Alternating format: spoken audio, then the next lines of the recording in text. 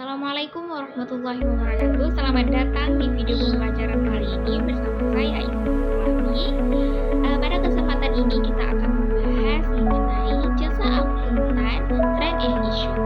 Pada materi ini mengulas bagaimana tren-tren jasa-jasa layanan yang diberikan oleh kantor akuntan publik yang semakin berkembang seiring berjalannya waktu, dan isu-isu etika yang timbul seiring berkembangnya layanan-layanan yang ditawarkan oleh kantor akuntan publik, terutama independensi auditor.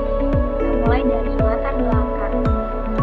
Seiring perkembangan dunia bisnis dan regulasi yang makin kompleks, peran kantor akuntan publik atau KAP pun semakin luas.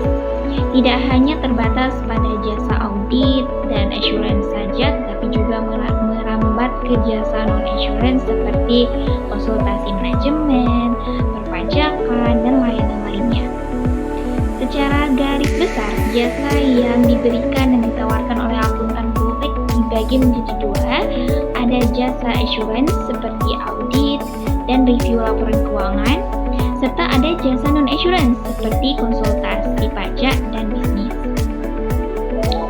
KAP memiliki wewenang untuk memberikan kedua jenis ini, namun berbeda dengan KAP kantor jasa akuntan atau KJA, hanya diperbolehkan memberikan jasa non-assurance saja. Namun, perlu kita cermati bahwa kombinasi antara pemberian jasa audit dan jasa lain kepada klien yang sama bisa menimbulkan konflik kepentingan. Disinilah letak tantangan etika terbesar, yaitu menjaga independensi auditor. Karena itu, jika tidak diatur bisa menurunkan kepercayaan publik atau public trust terhadap hasil audit yang dilakukan. Oke, kita lanjut ke tujuan pembahasan. Jadi ada 4 tujuan pembahasan ini. Pertama, kita ingin mengidentifikasi tren global mengenai jenis-jenis jasa yang saat ini diberikan oleh KAP. Kedua, kita akan melihat bagaimana pembagian pendapatan atau fee split di antara KAP terbesar di dunia. Terus yang ketiga, kita akan mengkaji secara khusus isu independensi auditor yang muncul ketika auditor juga memberikan jasa non-audit kepada klien yang sama. Dan terakhir, sebagai studi kasus, kita akan meninjau kebijakan dari London Stock Exchange Group atau LSEG, salah satu bursa saham terbesar di dunia, dalam mengatur pemberian jasa-jasa akuntan publik.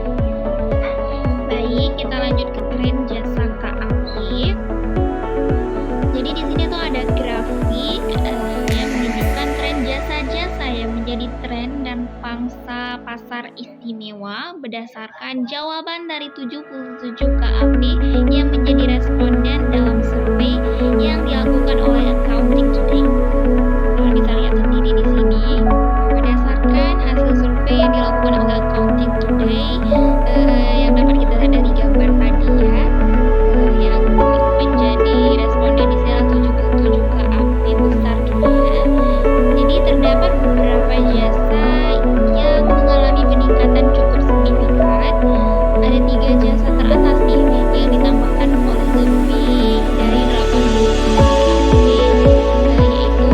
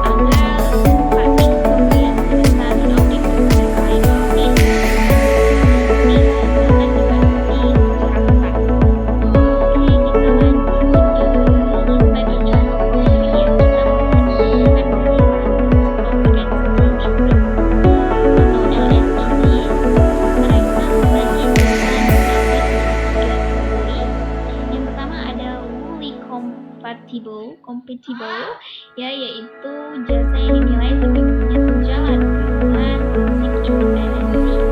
Jasa-jasa ini aman diberikan oleh auditor, contohnya independent reporting, konsultasi akuntansi dalam merger dan akuisisi, penelitian internal, serta jasa-jasa yang memang diwajibkan oleh undang-undang. Kemudian kita lanjut ke kategori kedua ya. Ini ada kategori potentially income contribution. Ini adalah jasa yang secara umum hanya boleh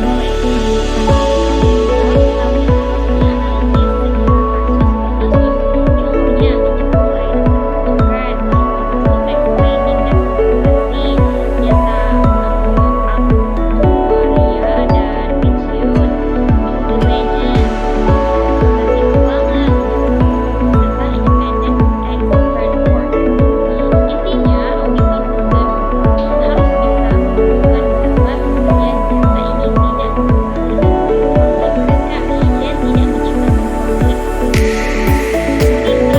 dan tidak menciptakan konflik. Kita kini kategori yang ketiga adalah free income, yaitu jasa yang sama sekali tidak boleh diberikan oleh auditor kepada klien audit. Mengapa? Karena jasa-jasa ini bisa mendapatkan auditor pada posisi yang seolah-olah menjadi bagian dari manajemen klien atau terlibat langsung dalam mengambil keputusan bisnis klien.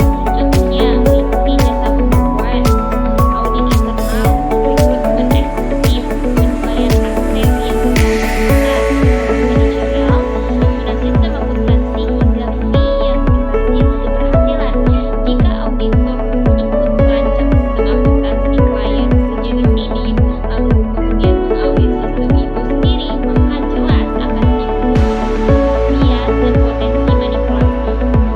Oke, dari segala hal yang sudah kita bahas sebelumnya, maka dapat kita tarik kesimpulan beberapa hal-hal penting. Yang pertama, KAP saat ini berkembang menjadi penyedia layanan profesional yang cukup luas, bahkan sangat luas ya, tidak hanya audit lagi, namun kombinasi antara jasa audit dengan non-audit kepada klien yang sama harus dikelola dengan sangat hati-hati. Kedua, kebijakan seperti yang diterapkan oleh London Stock Exchange Group bisa menjadi acuan penting dalam menjaga etika profesi dan kepercayaan publik terhadap auditor. Ketiga, untuk konteks Indonesia nih, di Indonesia penting bagi regulator seperti OJK, IAPI untuk menetapkan aturan yang jelas dan ketat mengenai pemberian jasa non-audit. Selain itu, KAP perlu lebih transparan dalam mengungkapkan pendapatan mereka dari masing-masing jenis jasa, terutama jika menyangkut klien audit.